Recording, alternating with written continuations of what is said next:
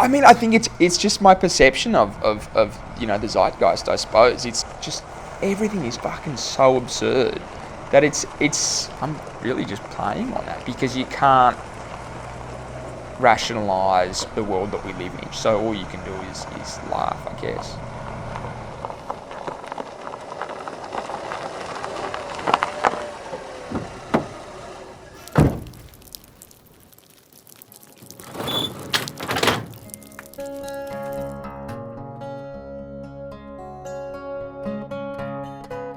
I guess with these works, I'm trying to steer away from particular places and landscapes and interpreting them and making it more psychological, because we're in this very different world than we have been in the past.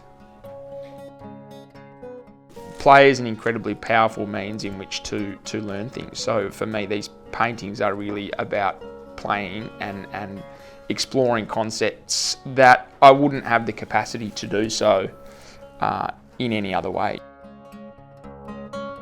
I mean, look, painting is a language, right? So it's a way of putting things together to then think about them without having to think about them, if that makes sense.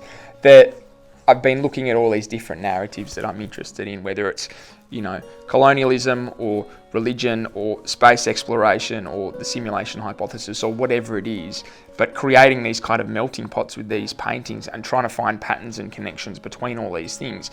And by doing that, I'm actually realizing that things are linked in a way that aren't expected.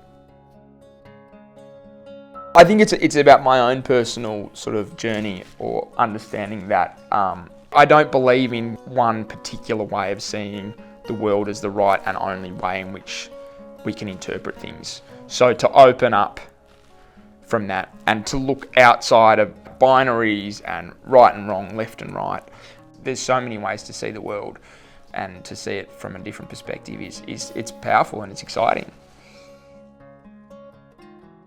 So making these visual works with all these different elements and putting them together is a way to sort of interpret the world, I guess, that I see and experience. A lot of the symbols I've used relate to the concept of infinity, which is repetition and the sort of natural cycles of life which continue to happen over and over and over again. It really does seem like the world is on the brink of sort of falling apart.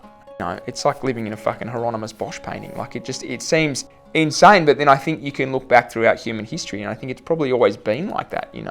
These narratives have existed forever. And I think for me, it's really highlighted this sense of mass derangement across the world. It's not unique to this country, but people all over, the sort of obsession with conspiracy and the co-option of what have been traditionally left-wing conspiracies by the right and vice versa. It's sort of like everything's become so mixed up. That to me has become far more interesting to analyse and interpret, and I can do that without leaving my studio. It's in my nature to sort of be lighthearted about serious things, and yes, that's definitely a coping mechanism.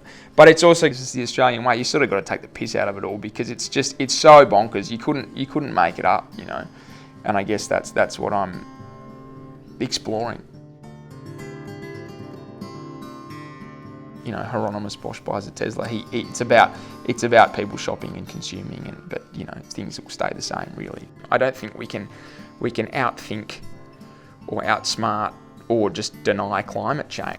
I don't think we can legislate our way out of catastrophe, put it that way. Buying a Tesla isn't going to do fucking anything to stop climate change. Like the overconsumption of everything is the problem, like that, and that's rooted in capitalism. Fossil fuels aren't the problem. Consumption is the problem. So I guess that's a bit tongue-in-cheek, that work.